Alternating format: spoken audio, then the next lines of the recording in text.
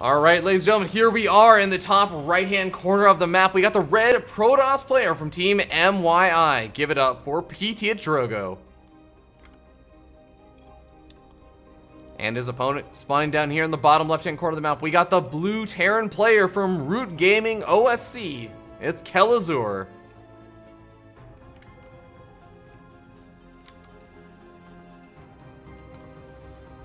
So, Kelazhur, I mentioned this before, sometimes he takes risks and you're like, wow, this guy's really good. He's knocking out really good players and look at how he's doing some really great Reaper micro and all kinds of other fun stuff. And sometimes he takes the risk and you just look at it and think, oh God, why would you ever do that? That seems ridiculous, and why would that ever work?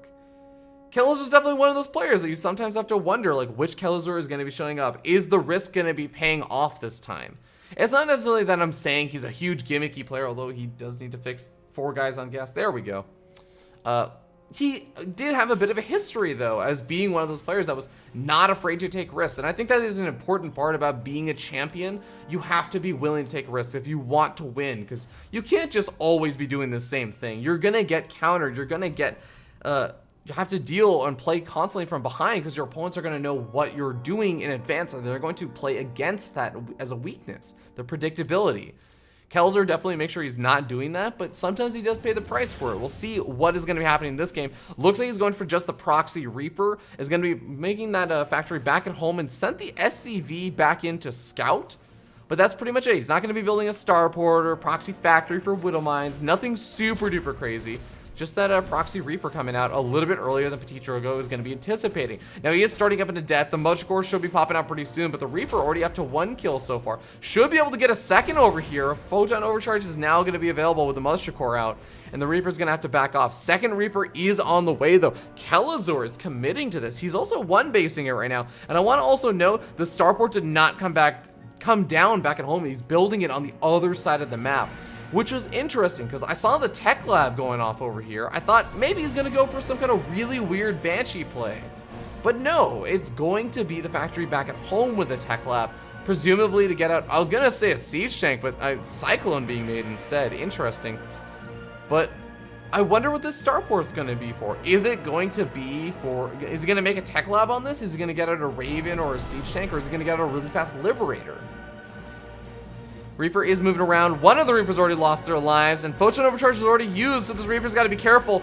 Really nice walling in over here for PtitDrogo. Is going to be able to trap in that Reaper, pin it down, and take it out. Kelazhur loses vision and is not going to be able to spot out the next form of tech that comes out from PtitDrogo, and that is going to be the robotics facility. It's always really nice when you keep that Reaper alive, because eventually, yeah, Protoss players are going to try and hide that tech, delay their own tech from going down for a little bit, but problem is, you do eventually want to throw it down. You can't delay it for the entirety of the game. That Reaper does finally get picked off, and you can finally throw that down, not being too super delayed. But it is going to be that Liberator coming out for Kelazhur. We'll see how effective it is. PtitDrogo did go for an Adept and a Zealot, and is going to be going for a second Stalker as well. So I feel like with a second Stalker, it becomes much easier to deal with that Liberator. It's not quite a completely solved and easy defense, but it definitely does become a heck of a lot easier. Liberator got to be careful. It is going to be in range. Photon Overcharge if it sieges up right over there. This should just barely be out of range, I think. Cyclone's going to be poking at the front, but that ramp is going to cause a lot of problems for it. Liberator not able to get any kills so far. Oh, not even 2 kills.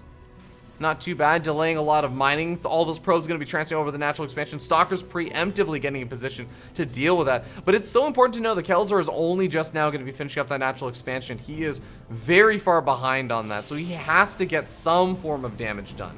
Worker counts are fairly even, and wow, great spot out from Kelazhur. 0 detection, but he throws down the scan as he spots out the observer moving around. He's going to be able to deny the scout from PtitDrogo. PtitDrogo has another observer out, and seeing these Cyclones is already going to be a little bit weird. But it's not exactly like the follow-up from Kelazhur is going to be that much weirder. He's getting up a stim, he's getting up a second barracks with a reactor, he's building another starport back at home. I guess he doesn't want to just float his other starport all the way back. Liberator tries to get a bit of damage done, doesn't get a whole lot done. The pylon is going to get focus fire down. It does end up falling. very barely at the end. And both of these Cyclones are still alive. Looks like the Liberator also gets out alive. And so far, one Liberator did end up falling, as well as those 2 Reapers, but I feel like Kelazhur's probably pretty happy with the damage he's done. It's not a ton of economic damage, but it was a lot of lost mining time, which in and of itself is kind of economic damage. Blink is going to be coming out for PtitDrogo. This is generally just to deal with the Liberators, but he is only sitting on just 2 gateways, or sorry, 3 gateways now. Okay. So 3 warp gates is going to be enough to deal with some sort of minor form of production. You can get out a couple of units here and there, but if Kelazhur continues to just pump out these Liberators, continues to get up a really scary looking army, this is the really weird and interesting thing. Well, I guess he did lift up the starport, but as soon as he gets it back home, he's gonna still have 2 starports. He could do continuous Liberator production if as long as the economy can afford it, and also make the medevacs. I mean, the economy affording it is a pretty important point to make sure it actually happens, but still, getting into much faster Liberator production than I think most Protoss players would be ready to deal with. A couple of units do end up falling, 4 probes, as well as a Stalker. Cyclone's going to be trying to get a couple of kills wherever they can as well. They were repaired back up, so really nice little touch over there from Kelazhur. I believe they were the same Cyclones from earlier. Yeah, only 2 Cyclones ever made this game. Now comes in the drop, and Kelazhur's just continuing to put on the pressure. This is an abnormally large amount of pressure for a Protoss player to be taking, and really not able to put any form of counter pressure out. Marines in pretty high numbers. They are taking some foot and overcharge damage from the high ground. Really nice positioning on this pylon. But finally, Kelazhur does back out of it. He's going to be able to completely lock down this 3rd expansion. There's no way any probes should be mining over here for very long, at least. Blink is going to be finishing up pretty soon, so Kelazhur's got to be careful with those medevacs. But the Cyclones unload on the high ground, adding in a bit of that extra DPS. And this 3rd expansion suddenly looking like it may end up falling. Cyclones continue to lock on while the Marines try and chase after those Stalkers, pushing them back. And guess what? That Nexus is going to end up falling. Both of the medevacs are still alive, but he doesn't opt to pick up any of the units, including the Cyclone. There's the Cyclone pickup, but it looks like it's a bit too late. Cyclone gets dropped down to the low ground. Nice pickup, keeping him from taking too many shots on the Stalkers. He does get out of there with 1 medevac and 1 Cyclone. Was it worth losing all those units for the 3rd expansion? I mean, Kelazhur does get up his own 3rd expansion behind it, but he lost quite a few units, and this is the first form of counter-aggression PtitDrogo can finally put on the other side of the map. He's going to be spawning out that 3rd command center pretty shortly, but you can see he really hasn't seen a whole lot outside of a little bit earlier on. I think he did end up getting maybe an observer inside of that main base. DT is being dropped right now. We'll see how much damage he can get done.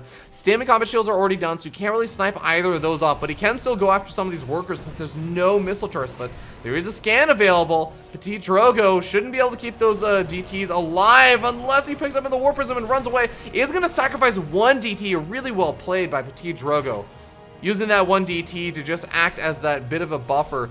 Focus fire is down the missile turret as well. He is going to be able to get it right almost, I think, after it finishes up. And 17 workers have been killed so far. Natural expansion missile turret is finally finished up. And the Liberator, of all things, may actually have the DPS to finish off that Warp Prism. If the Stalkers don't go out into the middle of the map to try and meet it, maybe not. I think the Stalkers will be able to get over here in time to save it. In fact, the Liberator is most likely going to go down. But hey, you might be able to get the Warp Prism. That's not too bad. That's pretty nice.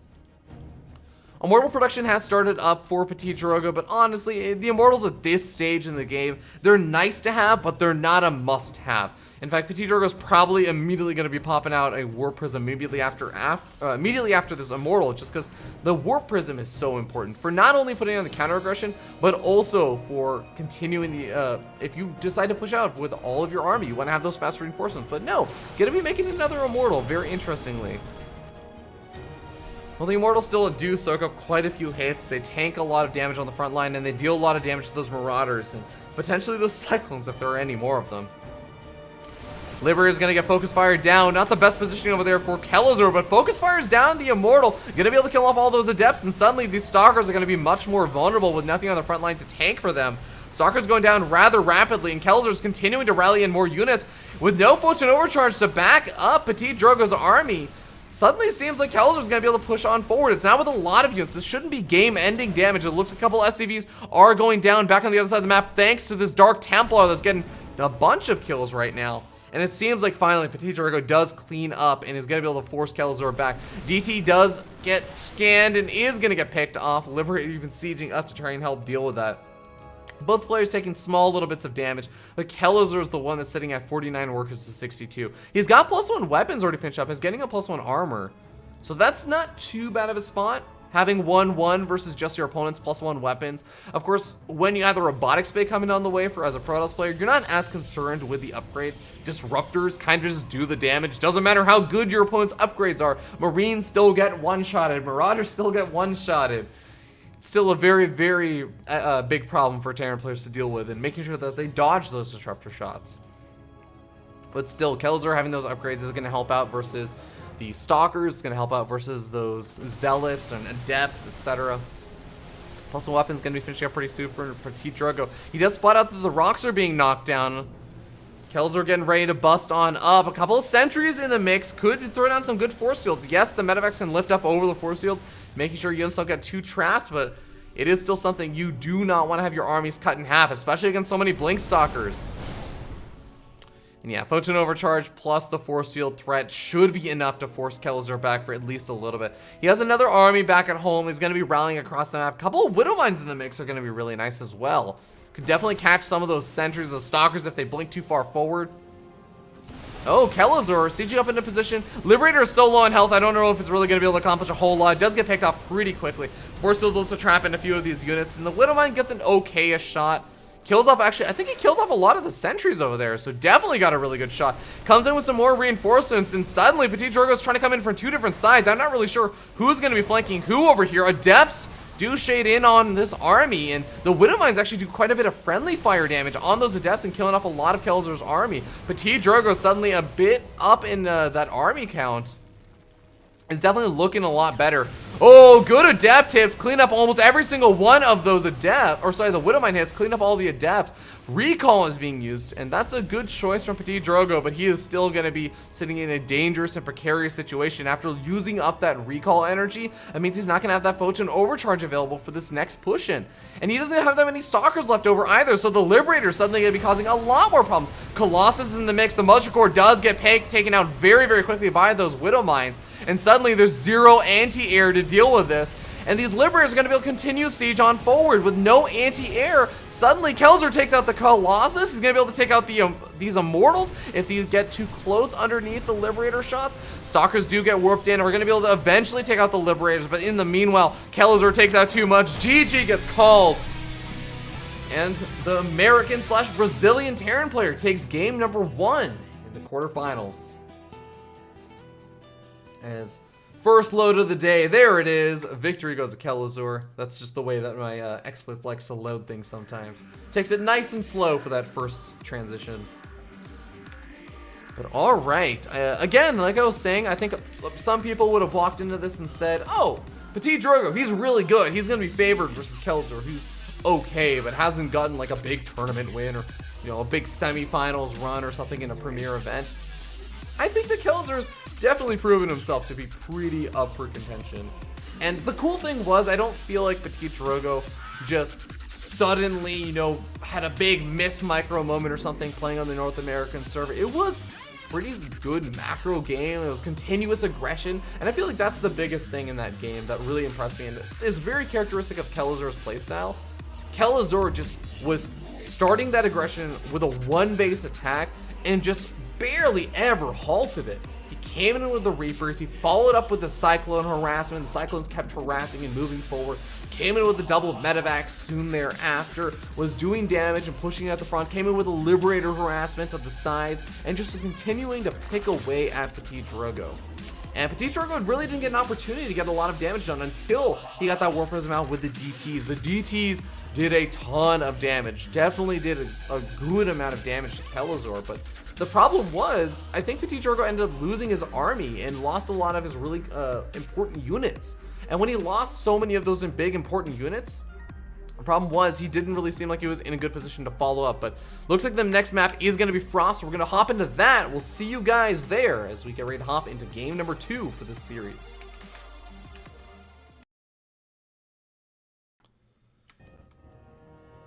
All right, here we are in game number 2, ladies and gentlemen, as we start down here in the bottom left-hand corner of the map on top of the European player from France. Give it up for MYI's PtitDrogo in the red. And up here in the top left-hand corner of the map, we have the blue Terran player from Root Gaming leading up the series at 1-0. Give it up for Kelazhur. Player who was born in Florida. I was talking about this earlier on with Rifkin and Zombie Grub. He was born in Florida, the United States. Raised in Brazil. Is a Brazilian Terran player. His family and a lot of them were living over there, but did recently move back to the United States, not just because he was living in the Root House for a while, but is actually moved back to the United States because his family was moving back. So it's sort of like that in between of like an American / a Brazilian player, but definitely I think a lot of people in the Brazilian scene, especially just in general, the Latin American scene, really like to cheer for Kelazhur. He's got a lot of that national pride behind him, and I think especially for an event like this, which is going to be going not necessarily to Brazil or anything, or to South America itself, but to Mexico. It's still that Latin American pride that I think Kelazhur will in a sense be a bit of a fan favorite. Maybe Major a little bit more so, or a player like Cham or something who are from Mexico, but I think Kelazhur is going to have a good little crowd going behind him as well. And it's definitely looking forward and hoping that he can qualify for this event.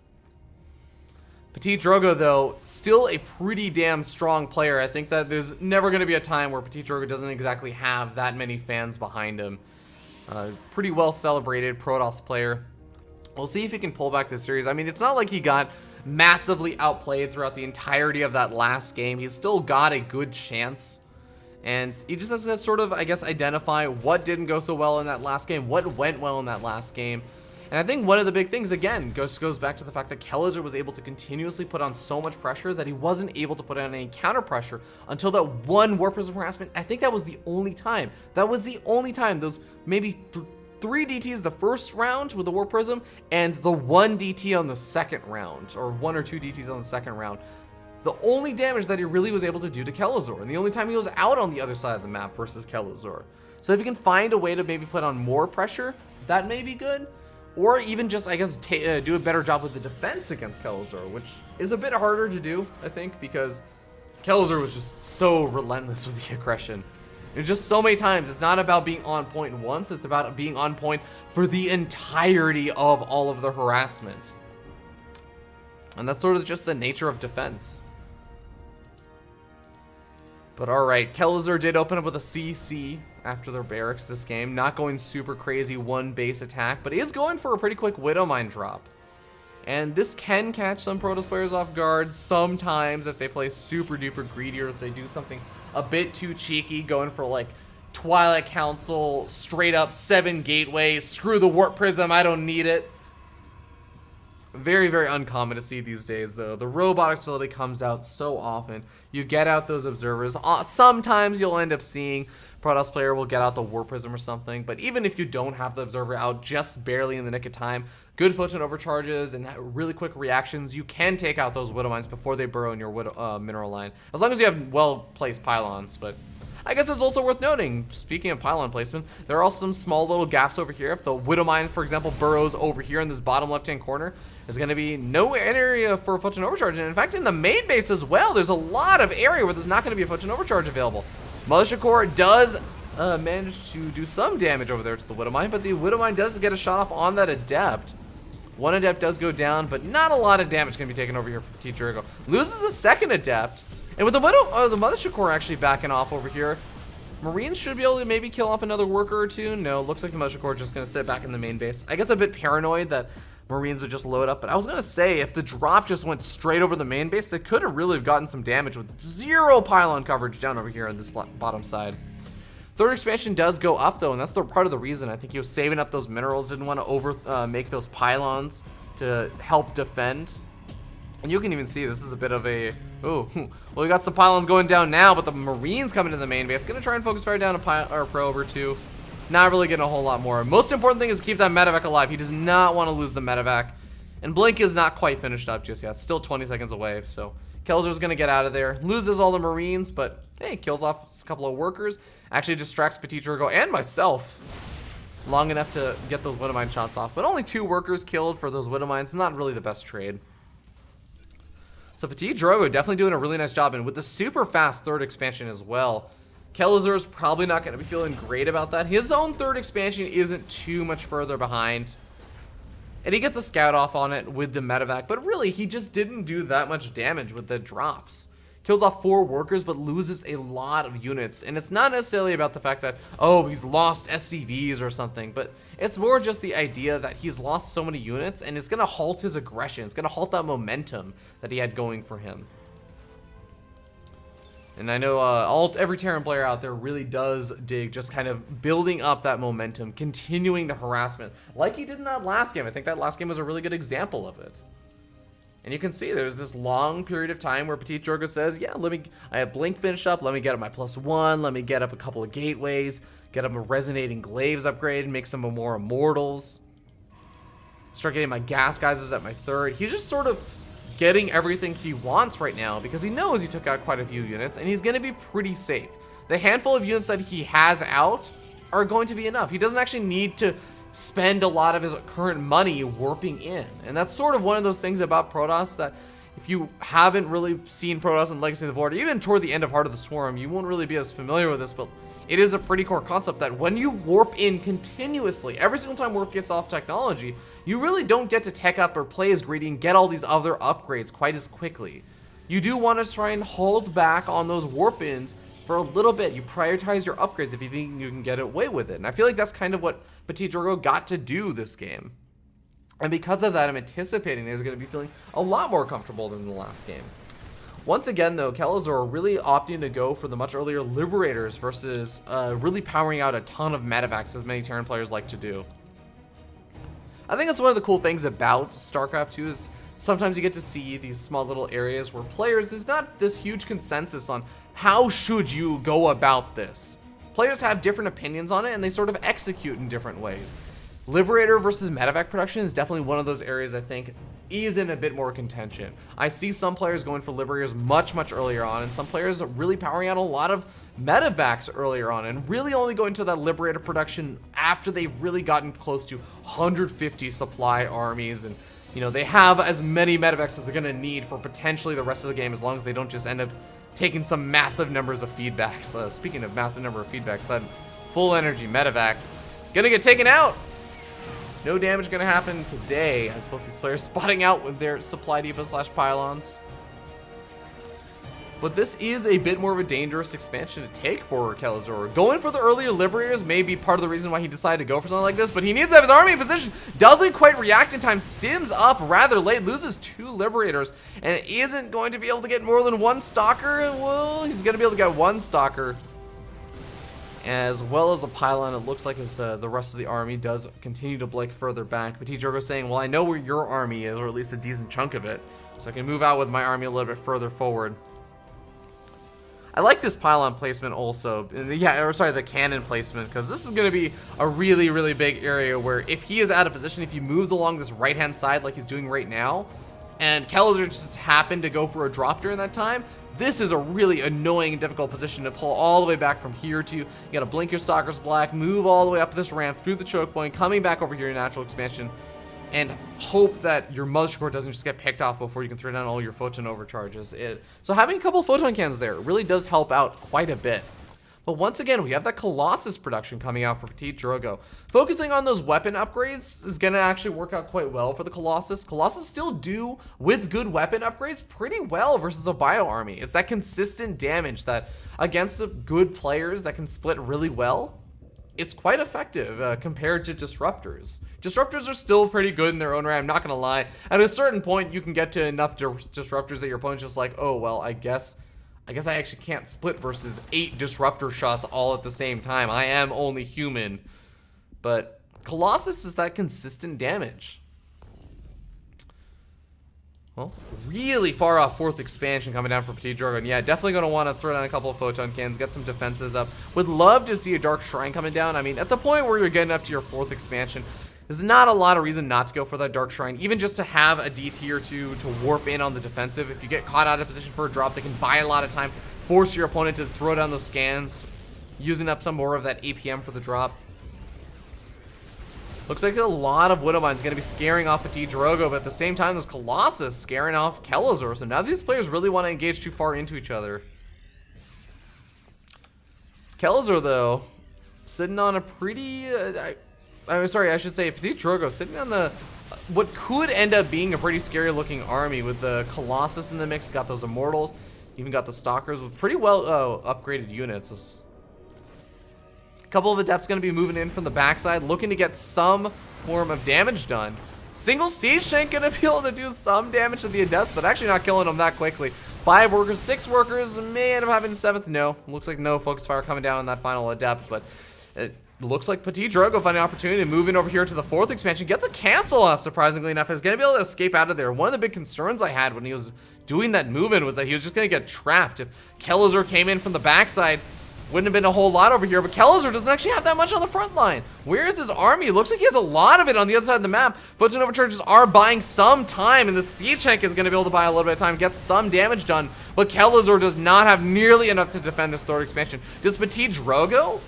Revelations were thrown down. Foot and overcharge is going to be taken out, or I should say the Militia Corps gets taken out, thereby disallowing the Foot and overcharges. But here's the big difference. Kelazhur loses his 3rd and his 4th expansion got canceled.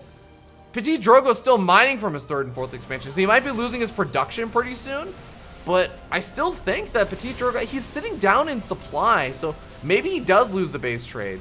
This is a bit of a weird spot right now. Kelazhur has a bigger army, but he really does lack a better economy right now. And if he gets trapped in over here, if he loses a lot of his army supply because he takes half of his army fighting off versus half of the entire army versus PtitDrogo, this can get really dangerous. Looks like the Adepts do shade on top of the Bioforces behind the Liberator siege ups. Liberators do not want to move though, because they say, if we on siege right now, then the rest of the army is going to just move up that ramp. Stalkers could try blinking up to the main base at this point, and yeah, it looks like they are finally going to do so. Liberator's still getting some good damage done though. Killing off some more of these Adepts, the Stalkers taking them out slowly but surely, but not before a couple of losses are taken. And the rest of the Bioforce moves into that 3rd expansion now. Kelazhur is aware of that 4th expansion, so he knows it's there. That could be in the next potential location that he goes to with the rest of his army over here. Killing off some of those Colossus, doing some good damage, and PtitDrogo really does not have much of an army to speak of.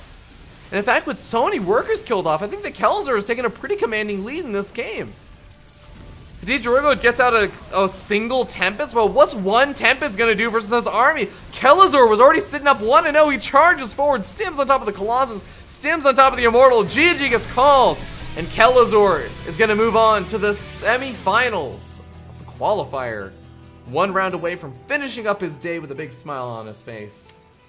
Now, PtitDrogo not going to be walking away. Too sad. Of course, going to be a little bit sad that he couldn't walk it all the way through the winners finals. But it's still going to be moving down to those losers, the losers bracket. He's still going to be in and has got a chance to make it to the WCS International Copa event.